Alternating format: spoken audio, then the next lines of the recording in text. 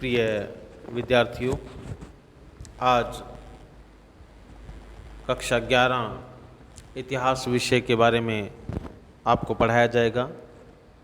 कक्षा 11 में जिन विद्यार्थियों ने अपने वैकल्पिक विषय के रूप में इतिहास विषय के चयन करने का पूर्ण रूपेण फैसला किया है, उन सभी विद्यार्थियों का कक्षा 11 की इतिहास कक्षा में स्वागत है। आप सभी को मेरा पूर्ण रूपेण प्रयास रहेगा कि मैं इतिहास में सर्व रूप से आपके सामने समर्पित होकर आपको अच्छे से अध्ययन कर पाऊँ। और अच्छे परिणाम के लिए सबसे ज़रूरी यह होगा कि आप भी विषय की महत्वता को समझें और पढ़ें। इतिहास के बारे में कुछ एक बातें ये है कि इतिहास अपने आप में एक बड़ा ही विस्तृत विषय है, फैला हुआ विषय है। इसकी सीमाओं का वर्णन करना या इनको सीमाओं में बांधना इस विषय की गरिमा को ख़त्म कर देना होगा। सभी विद्यार्थियों से मेरा विनम्र निवेदन कि वो सबसे पहले तो अपने इतिहास विषय की पाठ्यपुस्तक को खरीद लें, और जो कि बाज़ार में भली भांति उपलब्ध हैं। और इस साल जो है हम इतिहास के अंदर जो है बहुत बड़ा परिवर्तन देखने को आएगा, क्योंकि आपको सबको मालूम होगा कि आरबीएससी की पुस्तकें, आरबीएससी का पाठ्यक्रम इस साल से नॉन बोर्ड क्लासेस में बंद हो गया है। अगले साल बोर्ड क्लासेस में भी बंद हो जाएगा। तो इस बार आप विश्व इतिहास को जो है वो 5 भागों में बांटेंगे। ये 5 भाग, पहला होगा प्रारंभिक समाज, अर्लियर सोसाइटी कैसी थी। इससे पहले हम थोड़ा इंट्रोडक्शन पढ़ेंगे हिस्ट्री का। उसके बाद में एम्पायर्स, जो भी वर्ल्ड एम्पायर हुए, उनमें जो तीनों जो कॉन्टिनेंटल है, तीनों महाद्वीप है, तीनों महाद्वीपों में जो साम्राज्य, उन साम्राज्यों का वर्णन पढ़ेंगे। इसके बाद में समय के साथ साथ जो परंपराएं बदली, जिन परंपराओं ने अपने आप को बदल दिया, हम उनके बारे में चर्चा करेंगे।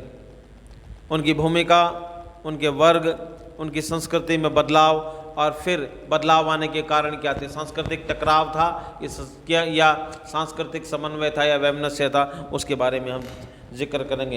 एटलीस्ट अंत में हम जो है आधुनिकीकरण की राह में phase of the modernisations, path of modernisation की चर्चा करेंगे।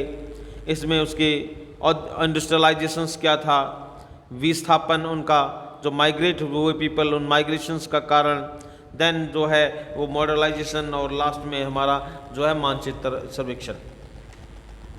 तो आज हमारा पहला टॉपिक है, इतिहास का पहला पार्ट है समय से इसकी शुरुआत। समय की शुरुआत कब हुई, समय कब से लिखा जाने लगा। देखिए, इसके बारे में निश्चित रूप से एक सटीक तरीके से कहा जाना मुश्किल है कि समय के बारे में क्या कहा। ऐसा माना जाता है, एक अबाउट ये सोचा जाता है कि 56 लाख वर्ष पहले पृथ्वी पर प्राणियों का प्रादुर्भाव हुआ। हम ये मानते हैं कि 56 लाख साल पहले जो है पृथ्वी पर प्राणी आए, जिन्हें हम मानव कह सकते हैं। इसके बाद में मानव के कई रूप बदले और कालांतर में वे लुप्त भी हो गए।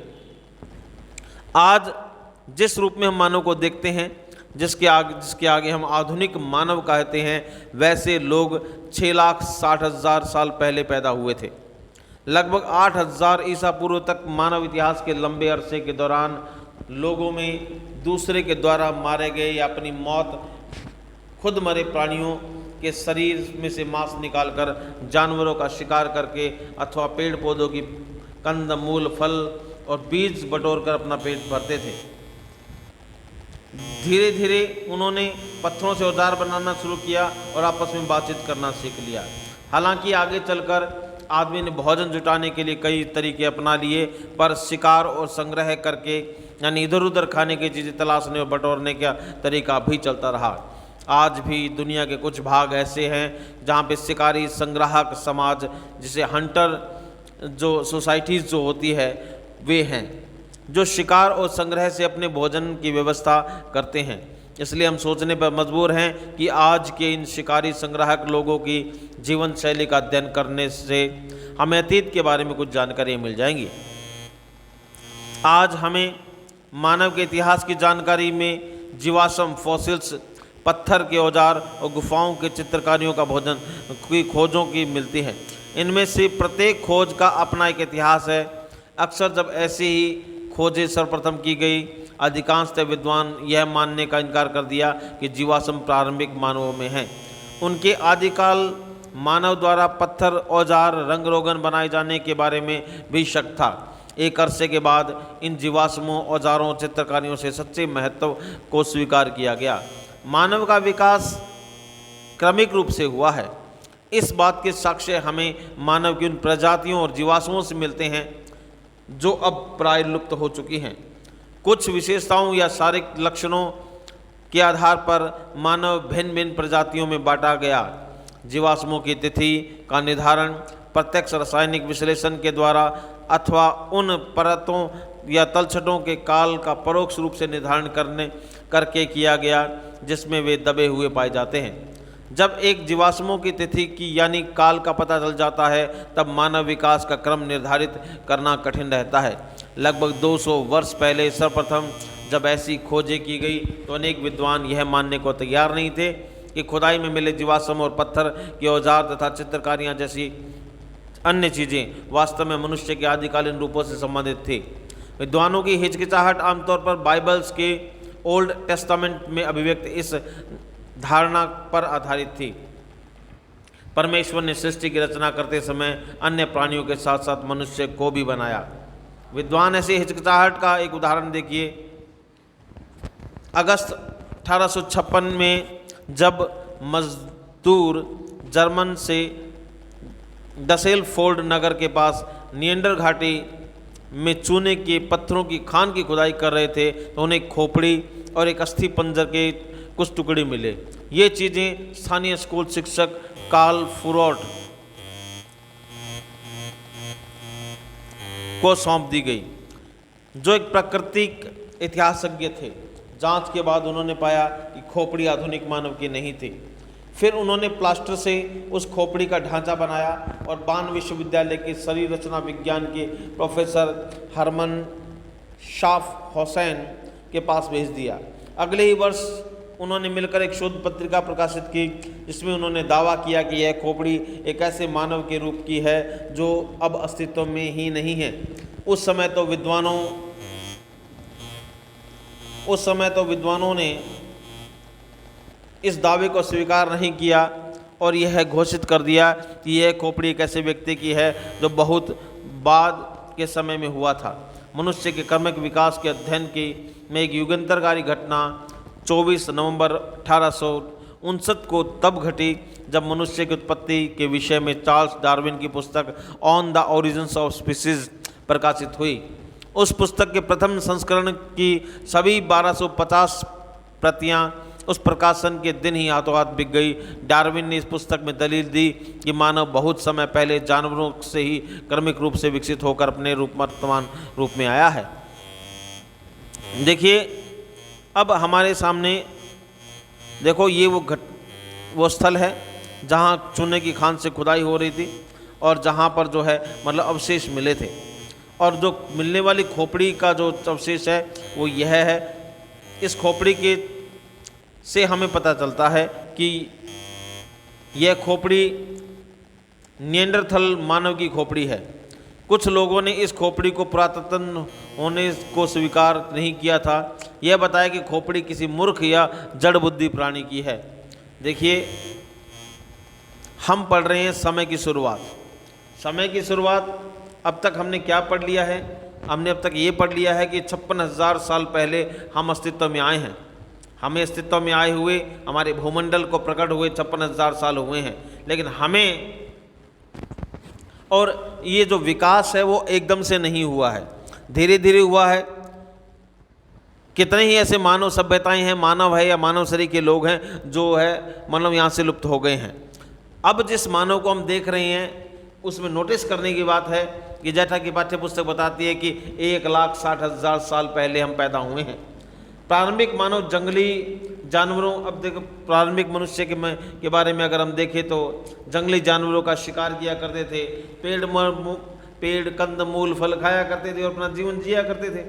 धीरे धीरे मानव के प्रति से सोच बदली, उन्होंने औजारों का उपयोग किया, उन्होंने अग्नि जलाई, उन्होंने पहिए का आविष्कार किया और इतिहास में इसी को जो है औद्योगिक क्रांति के नाम से जाना गया।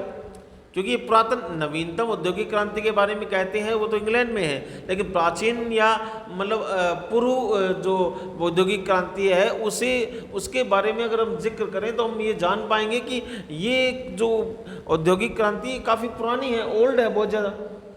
ठीक है, इतिहास के प्रारंभिक चरणों में इसका कोई लिखित परिणाम तो था नहीं। जानने के लिए अब देखो हमारे पास में पुरातत्व विज्ञानी ही हैं जो उत्खनन से प्राप्त हड्डियों की मदद से, वहाँ से प्राप्त औजारों की मदद से, वहाँ जो चीज़ें मिलती है उसकी मदद से हमें बताते हैं कि किस तरीके से, कैसे, क्या, क्यों, किस तरीके से इसकी व्यवस्था होती है। प्रारंभिक मानव के इतिहास को समझने के लिए मानव जीवाश्मों की खोज करता है और करता रहा है। ये जो इतिहास में जो गुफाएं हैं, ये जो प्राचीन मंदिर हैं, जो जंगलों में जो हमें अवशेष प्राप्त हुए हैं, ये सारे मानव उससे की खोज है।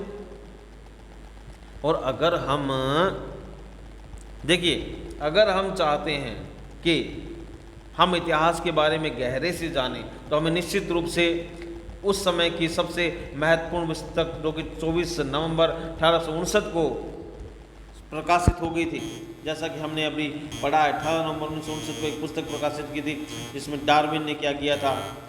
देखिए ये रही 24 नवंबर 1859 को प्रकाशित पुस्तक, जिसकी 1250 प्रतियाँ पहले ही दिन बिक गई थी, उसका दावा।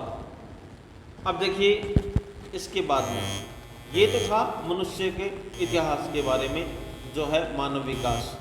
अब देखिए मानव विकास की कहानी, अगर विकास के चरण को देखें, ध्यान से देखें, तो हम क्या पाते हैं कि देखिए हमारे सामने ये कुछ एक उदाहरण दिए गए हैं और बताया गया है कि मनुष्य का विकास कैसे हुआ है।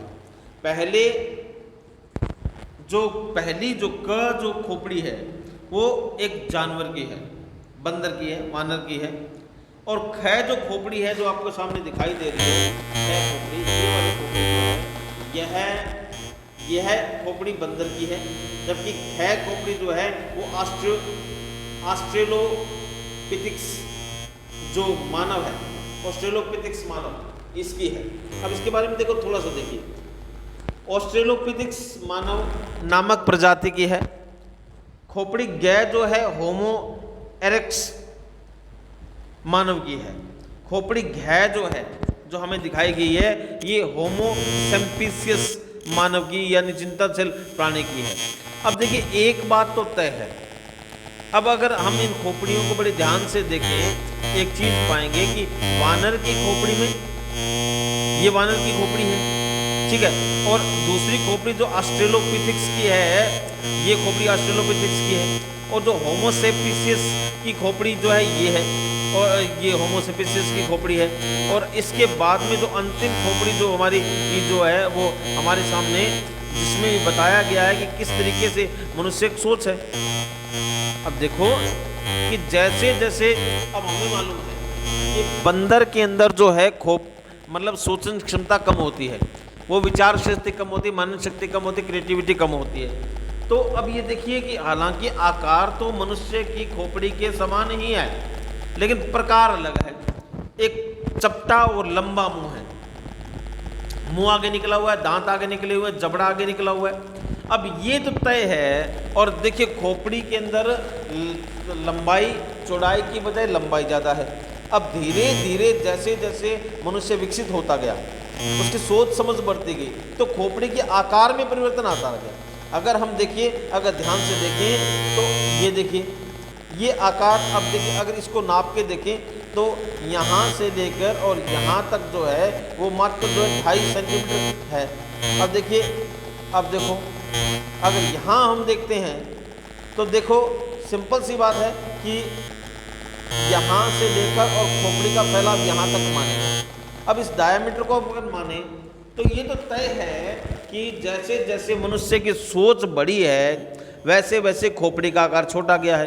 और ये वर्तमान खोपड़ी, अब देखिए घ जो खोपड़ी है जो हमारे सामने है, ये होमोसेपिसियस मानव है। होमोसेपिसियस मानव जो है वो निश्चित रूप से एक कल्पनाशील मनुष्य था। उसकी कल्पना जो है वो सबसे ऊपर थी, और इस कल्पना के आधार पे जो है इसकी चौड़ाई जो है, ये देखिए, अब इसके बारे में पढ़ते हैं थोड़ा सा। चित्र में दिखाई गई खोपड़ियों की रचना आप जो भी अंतर कर पाएं उनका कारण भी परिवर्तनशील है, जो मानव की क्रमिक विकास के फलस्वरूप उत्पन्न हुए हैं। मानव की क्रमिक विकास की कहानी बहुत ज़्यादा लंबी और कुछ जटिल या उलझी हुई है। इस संबंध में अनेक अनुत्तरित प्रश्न भी उठ खड़े हुए हैं। नए नए तथ्यों और सामग्रियों में से अक्सर पुरानी समझ तथा जानकारी में परिवर्तन संशोधन करने पड़ते हैं। आइए कुछ घटनाक्रमों और परिवर्तनों को उनके परिणामों पर कुछ अधिक गहराई से चर्चा करें। मानव के विकास के क्रम को 360 से 240 लाख वर्ष पहले खोजा गया है। कभी कभी हमारे लिए इतने लंबे समय के विस्तार की कल्पना करना बहुत कठिन हो जाता है। यदि आप अपनी पुस्तक के एक पृष्ठ को 10,000 वर्षों के बराबर माने तो 10 पृष्ठ 1 लाख वर्ष के बराबर और 100 पृष्ठ जो है 10 लाख वर्षों के बराबर हो जाएंगे। इस प्रकार 360 लाख वर्षों के बारे में सोचने के लिए आपको 3600 पृष्ठों की पुस्तक की कल्पना करनी होगी। यह वह समय था जब एशिया और अफ्रीका में स्तनपायी प्राणियों में प्राइमेट नामक श्रेणी का उद्भव हुआ। उसके बाद लगभग 240 लाख साल पहले प्राइमेट श्रेणी के एक उपसमूह उत्पन्न हुआ, इसे होमिनाइड्स कहते हैं। इस उपसमूह में वानर यानी ऐप शामिल थे। वानर यानी ऐप ये वानर एक तो मंकी होते हैं, मंकी बंदर होते हैं, और वानर जो होते हैं वो ऐप होते हैं। ये कुछ लंगूर जैसे होते हैं, ठीक है, और इनका विकसित रूप होता है, शामिल हैं। और फिर बहुत समय बाद लगभग 56 लाख वर्ष पहले हमने होमिनिड्स प्राणियों के अस्तित्व का साक्ष्य मिलता है। होमिनिड्स वर्ग में होमिनाइड उपसमूह से विकसित हुए हैं। उनके अनेक समानताएं पाई गई है, लेकिन कुछ बड़े अंतर भी हैं। होमोनाइड्स का मस्तिष्क होमिनिडो की तुलना में छोटा होता है। एक बात, होमिनाइड्स जो होते हैं वो होमिनिडो की तुलना में छोटे होते हैं, यानी चौपाए होते हैं, 4 पैरों के तरह के, यानी 4 पैरों के बल पर चलने वाले होते हैं, जैसे लंगूर जिसे हम कह सकते हैं। लेकिन उनके शरीर का अगला हिस्सा, अगले दोनों पैर लचकदार होते हैं। इसके विपरीत होमिनोड सीधे खड़े होकर पिछले 2 पैरों के बल पर चलते थे। उनके हाथ विशेष किस्म के होते थे जिनकी सहायता से वे औजार बना सकते थे और उनका इस्तेमाल कर सकते थे। हम अगले अनुभाग में उनके द्वारा बनाए गए औजारों और उनकी विशेषताओं के बारे में अधिक बारीकी से चर्चा करेंगे। 2 प्रकार के साक्ष्यों से यह पता चलता है कि होमिनोड का उद्भव अफ्रीका में हुआ था। पहला तो यह है कि अफ्रीकी वानरों का समूह होमिनाइड्स से बहुत गहराई से जुड़ा। दूसरा, सबसे प्राचीन होमिनिड जीवाश्म जो कि ऑस्ट्रेलोपिथिक्स वंश या जेंस दैत्याकार जिसे कहते हैं के हैं, पूर्वी अफ्रीका में पाए गए हैं। उनका समय लगभग 56 लाख वर्ष पहले माना जाता है। इसके विपरीत अफ्रीका से बाहर से आए जीवाश्म 18 लाख वर्ष पुराने नहीं हैं। देखिए, अब थोड़ा सा आपको बताएं कि होमोनिड और होमिनाइड्स में परिवर्तन कैसे हुआ है, होमोनिड्स में और होमिनाइड्स में किस तरीके। जी, अब हमारे सामने एक चित्र दिया गया है। इस चित्र को बड़े ध्यान से देखिए। ये जो आकृति है, ये एक चिंपांजी की सूक्ष्म पकड़ दिखाई गई है कि एक चिंपैंजी, एक बंदर जो है वो किसी छोटी चीज़ को कैसे पकड़ता है। ठीक है, ये बताइए, सूक्ष्म पकड़ दर्शाता है। अब देखो कि होमिनिड व्यक्ति इसी चीज को कैसे पकड़ता है। इन दोनों चित्रों को क और ख को हम ध्यान से देखें तो ये हमारे सामने समझ में आ ही जाता है कि देखिए चिंपैंजी उस समय की होमिनिड्स के कितना नज़दीक है, और अगर इसकी तुलना आज के मनुष्य से करें तो आज के मनुष्य, देखिए पहले का मनुष्य जो है हाँ देखिए आज के मनुष्य की पकड़ जो है वो ये है। अब अंतर क्या है, चिंपैंजी किसी भी चीज़ को पकड़ने के लिए अपने अंगूठे और इंडेक्स फिंगर का यूज़ करते थे सिर्फ, यानी बताता है कि उसका अंगूठा अल्प विकसित, कमज़ोर, और संभवतः उंगलियां जो है वो विकसित थी। शायद कोई चीज़ को झपट्टा मारने के लिए या चीरने फाड़ने के लिए अपनी उंगलियों का उपयोग किया करता रहा होगा, लेकिन अंगूठे का कमज़ोर होना उसकी अल्प विकसितता बताता है। लेकिन होमोपिंग मानव जो है वो जो है वह होमिनिड की पकड़ जो है उसको देखें तो ये दर्शाती है कि मनुष्य, उस समय के मनुष्य ने, होमिनिड ने अपने अंगूठे को अच्छा विकसित कर लिया था। उसके साथ साथ उसने अपनी 2 उंगलियों को निश्चित रूप से अंगूठे के साथ इंडेक्स फिंगर और मिडिल फिंगर को भी यूज़ कर लिया था। लेकिन आज के मनुष्य ने जो है वो अपनी 3 उंगलियों और 1 अंगूठे का उपयोग करना चालू कर दिया है। हालांकि अपनी अंतिम उंगली जो है, अगर आप अपने हाथ को खोल कर देखें तो निश्चित रूप से आप पाएंगे कि अंगूठा जो है सबसे विकसित है, क्योंकि स्वतंत्र घूमता है। उसके बाद में देखिए जिस उंगली या जिस हाथ के जिस उंगली या जिस अंगूठे का ज़्यादा उपयोग हुआ है वो उतना ही विकसित हो गया है। अंगूठा बिल्कुल स्वतंत्र घूमता है। उसके बाद अपनी इंडेक्स फिंगर है वो फ्री है। देन मिडिल फिंगर को देखें तो मिडिल फिंगर के साथ में जो है रिंग फिंगर साथ चल के आती है। कारण कि रिंग फिंगर विकसित नहीं हो पाई, कारण कि उसका उपयोग नहीं है। अब रिंग फिंगर जो है उसके साथ में लिटिल फिंगर बिल्कुल नहीं आ रही है।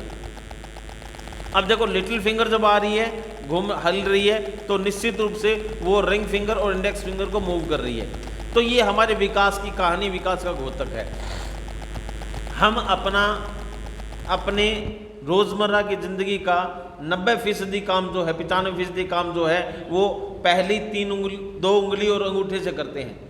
रही बात तीसरी उंगली और चौथी उंगली की, तो चौथी उंगली का उपयोग सबसे कम करते हैं, इसलिए वो अल्प विकसित रह गई हैं।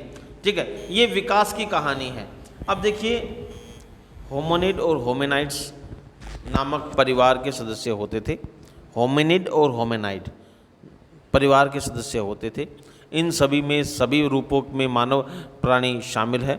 होमिनिड समूह की अनेक विशेषताएं, ऐसे मस्तिष्क का बड़ा आकार, पैरों के बल सीधे खड़े होने की क्षमता, 2 पैरों के बल पर चलना, हाथ की विशेष क्षमता जिससे औजार बना सकता था, उसका इस्तेमाल कर सकता था। होमिनॉइड को आगे कई शाखाओं में विभाजित किया गया, जिन शाखाओं को जीन्स कहते हैं। इन शाखाओं को ऑस्ट्रेलोपिथेकस और होमो अधिक महत्वपूर्ण है। इन शाखाओं की प्रत्येक कई प्रजातियां होती हैं। ऑस्ट्रेलोपैथिक और होमो के बीच कुछ बड़े अंतर उनके मस्तिष्क के आकार, जबड़े, दांतों में संबंध पाए जाते हैं। ऑस्ट्रेलोपैथिक्स के मस्तिष्क का आकार होमो की अपेक्षा बड़ा होता है, जबड़े अधिक भारी होते हैं और दांत भी ज़्यादा बड़े होते हैं। दरअसल इन प्रजातियों को वैज्ञानिकों के द्वारा जो नाम दिए गए हैं वे लातीनी और यूनानी भाषाओं के शब्दों से बने हैं। उदाहरण के लिए ऑस्ट्रेलोपिथेकस नामक लैतिनी भाषा के शब्द ऑस्ट्रेल यानी दक्षिणी और यूनानी भाषा के शब्द पिथिक्स यानी वानर से मिलकर बना है। यह इसलिए दिया गया क्योंकि मानव को आदि रूप से उसी ऐप या वानर अवस्था के लक्षण बराबर रहे हैं। जैसे होमो की तुलना में मस्तिष्क का अपेक्षा छोटा होना, पिछले दांतों का बड़े होना और हाथों की दक्षता को सीमित होना और सीधे खड़े होकर चलना है। देखिए ये है होमिनिड्स, मानव की विशेषताएं होमिनाइड्स की कि वे बंदरों की तरह होते थे।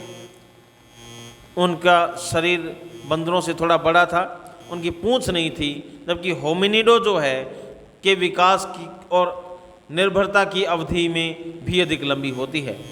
यह दृश्य दिखाया गया आपको पूर्वी अफ्रीका की ओल्डुज गोर्स रिफ्ट घाटी का, इस इलाके में जहाँ आदिकालीन मानव के इतिहास के चिन्ह पाए गए हैं। चित्र के बीच में पृथ्वी की भिन्न भिन्न सतहों को देखिए और इन सतहों को एक अलग भूवैज्ञानिक चरण दर्शाती हैं। ये जो परतें दिखा रही हैं, वास्तव में ये विकास की कहानी है।